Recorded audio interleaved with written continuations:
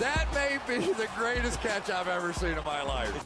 This is probably the best waiver wire week we have had maybe since week 1. I mean, this is going to be a week where we can find so much value at running back. Of course, we're going to go through, talk about 5 guys here that I think you need to pick up. And usually we only talk about 5-6 players, but we're going to throw some extra guys in at the end of the video just because I'm telling you, there's so many solid options this week. But of course, before we get into it, you know exactly what we have to do. I have to go and grab a couple of random comments from our last video to give away some Fantasy Flock Network hats with. And we are going to be giving away Fantasy Flock Network hats every single day until the end of the season. So make sure you go subscribe to the channel, drop a like on the video, and leave a comment to get entered in to win a Fantasy Flock Network hat. And the other way you can get entered in to automatically every single day have a chance of winning a Fantasy Flock Network hat, where we're giving away a ton throughout the entire season, giving away multiple every single day until the end of the year, is go use promo code FLOCK on Underdog Fantasy. When you use promo code FLOCK on Underdog Fantasy, you get a max deposit bonus. You get that chance to win a Fantasy Flock Network hat every day. And at the same time, the most important thing here is you support this channel more than you would ever believe. I mean, if you enjoy us making videos every day, live streaming every single night, and you want to show that support, make sure you go through, use promo code FLOCK on Underdog Fantasy. I mean, it's my birthday on Sunday. Could be the best thing that you could do for us. Now, Swizz World coming out, says, celebrating Trey Lance now, stash him everywhere. Thanks to you. Need a Flock hat for that W. My friend, I got you. And then our next comment going to be coming out from Aiden Manning, says 3-1, beat the only undefeated guy in the league this week. Feels great, my friend. Congrats. Don't know if you want a flock hat or not, but anyway, you won one. Just go through and send me that email ASAP with your physical address so I can send that out to you. And yeah, on Underdog Fantasy, they got player props. They have drafts that we're going to be getting into. We're going to be creating Fantasy Flock Network leagues throughout the rest of the season on those live streams. So make sure you take advantage. And let's go through and let's pull up our first running back. Going to be for the Baltimore Ravens, rostered in 47% of leagues. And this will be Latavius Murray. And if you look at the stat line here, for these Baltimore Ravens running backs, I mean, personally, I was telling everyone to go through and bench every single option. I wanted nothing to do with Tyson Williams. I wanted nothing to do with Latavius Murray. And we're going in saying, oh God, well, Tyson Williams didn't get any carries here. Did Tyson Williams get hurt at the beginning of the game or something? No, Tyson Williams was a healthy scratch this week. He was a healthy inactive. And this kind of goes back to what we were saying in week 1, in week 2. Y'all know in the first 2 weeks this season, I came out and I said that Tyson Williams was a running back that you had to be playing, looking at Latavius Murray, knowing that he wasn't comfortable with the playbook quite yet. Yet we did want to be selling Tyson Williams after he had a strong week 1 performance, after he had a strong week 2 performance, because Latavius Murray was going to continue to expand his role in his offense, as well as Le'Veon Bell, as well as Devontae Freeman. Well, I'm going to be honest, I was not expecting this. I mean, if you're looking at the snap breakdown for the running backs in this backfield, Freeman literally gets like nothing. Freeman's an afterthought. He has 6 snaps. Outside of this, Latavius Murray gets 45. So he is getting about 75% of the snaps in this Baltimore Ravens offense. We have Le'Veon Bell with 20 snaps as well. So here, Latavius, definitely the player you want. And now the problem is with Latavius Murray is we know that this Baltimore Ravens offense is not going to be getting that many targets to the running back position, knowing how effective Lamar Jackson is as a rusher, and he doesn't necessarily have to check the ball down to the running back coming out of the backfield.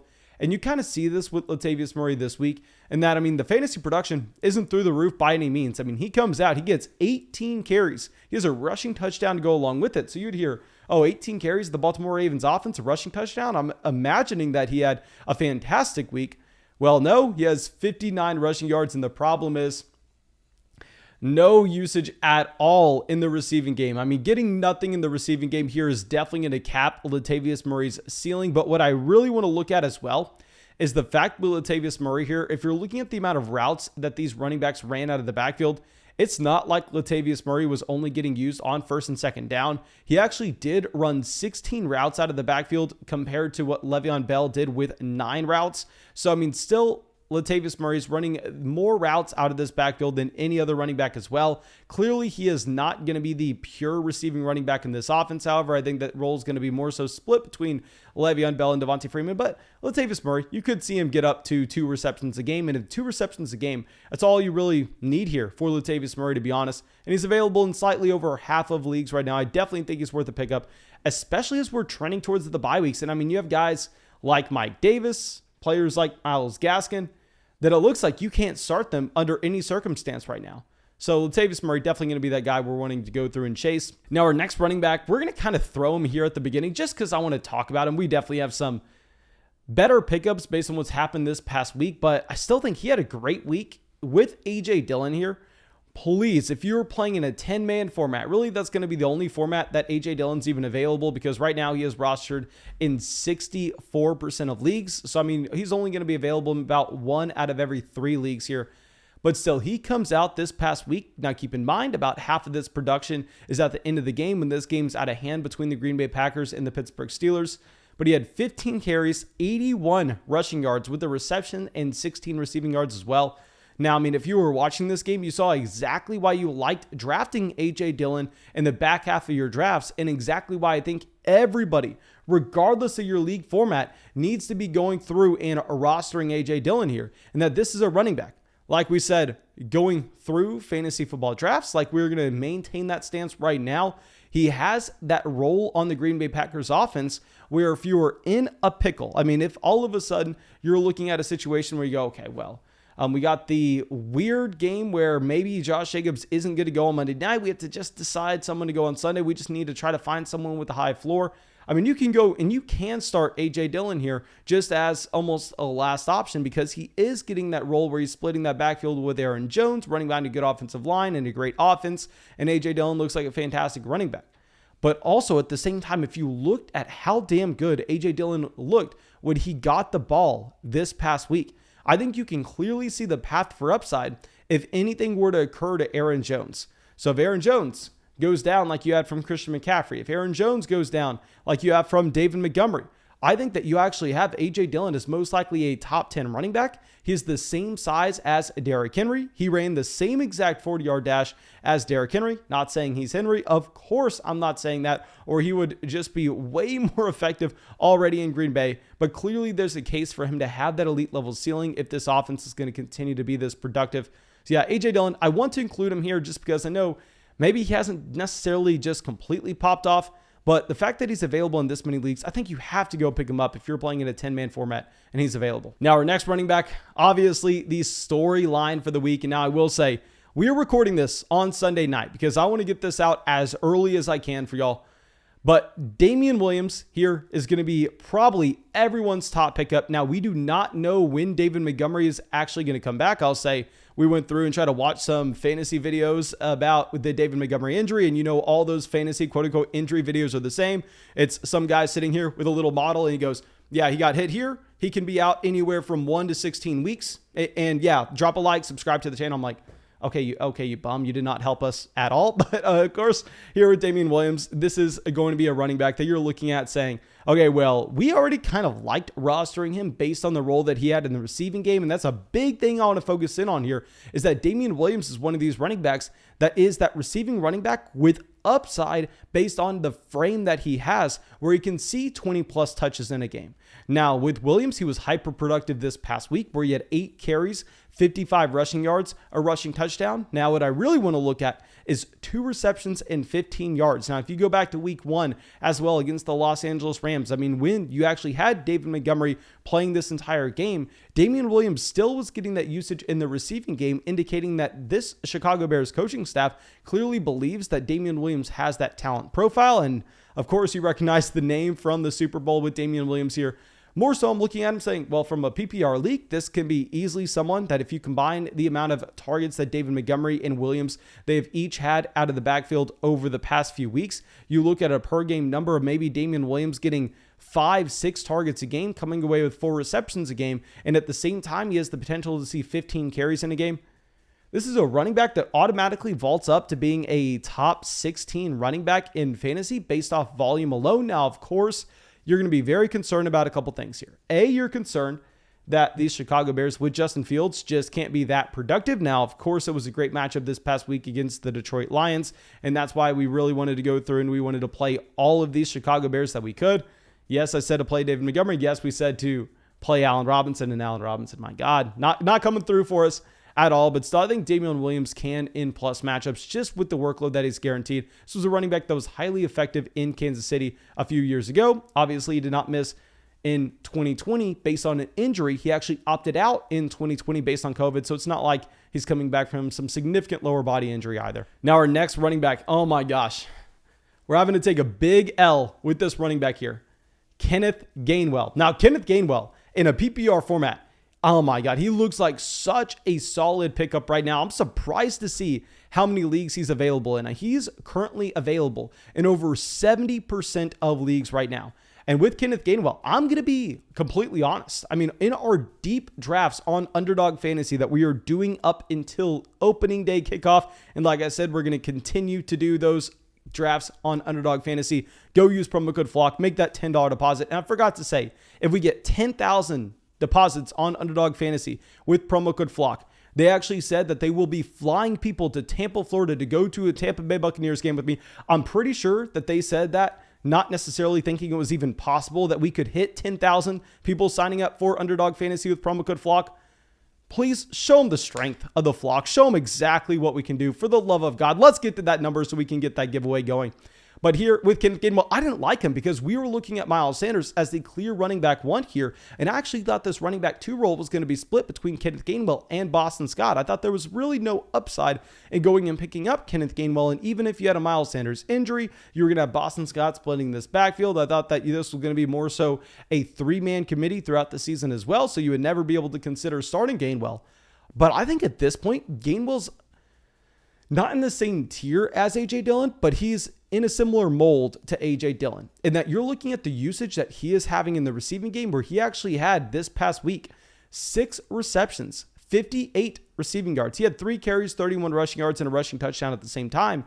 And you're saying, well, if he is getting 8 targets out of the backfield, this is just a running back that has the floor where if we're desperate for a running back 2 during the bye weeks, if we had an injury to David Montgomery and we can't get Damian Williams and we need to just jam someone in there on Sunday and pray that they're going to get us 10 points.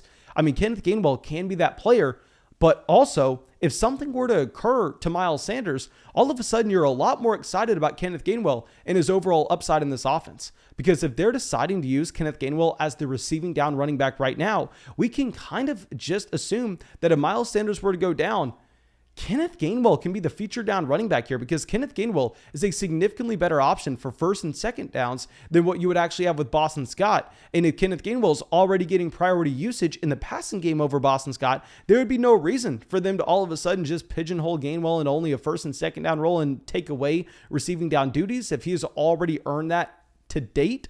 So I think Gainwell is someone you have to go through and you have to pick him up, especially in a PPR format. If you're in a non-PPR league, maybe you don't necessarily care as much, but these targets out of the backfield are so damn valuable. Now our next running back has made this list in back-to-back weeks here. We're going to go over to Michael Carter, who obviously coming out and playing, being the starting running back in the first New York Jets win of 2021. Congrats to any Jets fans. I'll say at this point, you probably don't want to win. You probably just want to get that highest draft pick you possibly can, but at least it's exciting for the organization. And with Michael Carter here, what I'm impressed by is the fact that he comes out and he still maintains this lead running back role. This is the first time that you've had the entire New York Jets running back core good to go this week. And with Michael Carter, I mean, I didn't want to play him for a multitude of reasons, mainly based on the fact that this New York Jets offense is quite possibly the worst offense in the NFL. I mean, besides the Houston Texans, of course. But now I think you're looking at it saying, well, I mean, it doesn't really matter if this offense is that bad. If Michael Carter every single week is going to slightly increase his role in this offense, I mean, now he is just going to prove that he can get those snaps over Tevin Coleman. He can get those snaps over Ty Johnson. He comes out and he has 13 carries this game, 38 rushing yards, and a rushing touchdown to go along with it. Now, keep in mind here with Michael Carter, this is a running back that was a fantastic receiving running back in college. I mean, I didn't necessarily love him coming into the NFL based on the idea that I didn't necessarily think he was a super talented runner between the tackles. I actually thought that he was going to be more so primarily just used as that receiving running back coming out of the backfield. So we haven't seen a ton of that usage for him in the NFL so far, but just knowing that that was definitely a strength in college, that is something that we can see get implemented into his game later on in the season. So I think at this point, you're starting to see Michael Carter just prove every single week that he is the starting running back here. And while you're not excited to go through and jam him in based on the offense, still, it's something that you may just have to do during the bye weeks, because obviously it's going to be very hard to find running back production right now. I mean, you have to play Michael Carter over Myles Gaskin. It sucks to say, but like, teams are just losing these running backs, whether it's to an injury or whether it's just based on the fact that you can't trust them. Now, speaking of Myles Gaskin, let's go to the starting running back in Miami, who you can get off the waiver wire. And we actually called him a must-add running back this past week because we saw the signs indicating that he was becoming the starter. Malcolm Brown. Now, Malcolm Brown here, only rostered in 6% of leagues. So I'm kind of surprised by this. We did come out, we said that for deeper formats, you have to pick him up. I mean, if you were looking at the snaps, they were trending in the direction of Malcolm Brown, as well as the targets out of this backfield. And now you actually have Malcolm Brown coming out. 35 snaps this week. 35 out of the potential 52 snaps. He gets over half the snaps for Miami. You have 12 snaps for Myles Gaskin, 5 snaps for Salvador Ahmad, and this is something we should have come to expect, because with Malcolm Brown, this coaching staff went out there and actively chased him in free agency. They gave him that contract. We saw it in the preseason as well. The big reason why I didn't want to be drafting Myles Gaskin coming into this season. Now, yes, he wasn't hyper productive with this workload where he only had 8 carries, 23 rushing yards, a reception, and 4 yards at the same time. But this is more so just doing your due diligence. If you're playing in those deeper formats, just continuously going through and churning the bottom of your roster, understanding that we are trying to find these guys for the bye weeks that are going to have a high floor. And what if all of a sudden Myles Gaskin goes down to injury? I mean, if Myles Gaskin were going to go down to injury, then Malcolm Brown jumps up in a role where he's probably running more routes out of the backfield at the same time. And then he's someone that you can easily consider starting in a good matchup. So if you're playing in like a 12, 14, 16 team league, Malcolm Brown is someone that probably has to be rostered at this point. Now, our last running back, keep in mind, we don't really have any official news on Joe Mixon as of now. I mean, with Joe Mixon, it's just quote unquote a light ankle injury. We're going to go Samaje Perine just as the last running back to include. I mean, if you're looking at Perine here, if you just get one start at him, that's going to be completely fine, because in Cincinnati, there are really no other running backs to go to. And you actually had Samaje Perine this past year when Joe Mixon did miss a considerable amount of time. I mean, Perine was taking the majority of the touches out of this backfield, even away from Giovanni Bernard. I mean, I was someone at the end of last year telling people to start Giovanni Bernard as you were looking at him as the third down running back, also expecting to see some usage on first and second down. You were surprised to see that was all going to Samaje Perine. He's actually had a reception in has had a reception in every single game so far this season. So he's not necessarily getting completely phased out of the receiving game either. So of course the stat line with Perine isn't going to look great from this past week, but keep in mind, Joe Mixon twisted up that ankle at the very end of the game on the last drive in that Cincinnati Bengals Jacksonville Jaguars Thursday night game. So of course, this is going to be something you have to continue to monitor Joe Mixon throughout the week. And of course, we'll be updating you on Joe Mixon throughout the week in all our live streams that we are doing. So make sure you subscribe to the channel, hit that bell. But Samaje Perine right now, probably someone you just need to go through and pick up where you can. And yeah, that's all I got for y'all. I really hope you enjoyed the video. I really hope you got something from it. Make sure you go down there, drop a like, subscribe to the channel, and most importantly, go leave a comment, use promo code FLOCK on Underdog Fantasy, make a $10 deposit, go look at some player props, go get in a draft with us, and most importantly, support this channel for the birthday. I promise you, there's nothing y'all can do better to support this channel. And at the same time, I mean, if we get 10,000 people signing up on Underdog Fantasy, they're flying people to Tampa, Florida, going to the Flock meetup, going to see the Tampa Bay Buccaneers play. And yeah, just be a ton of fun. And yeah, that's all I got for y'all. Really hope y'all enjoyed the video, and I really hope y'all have a great day.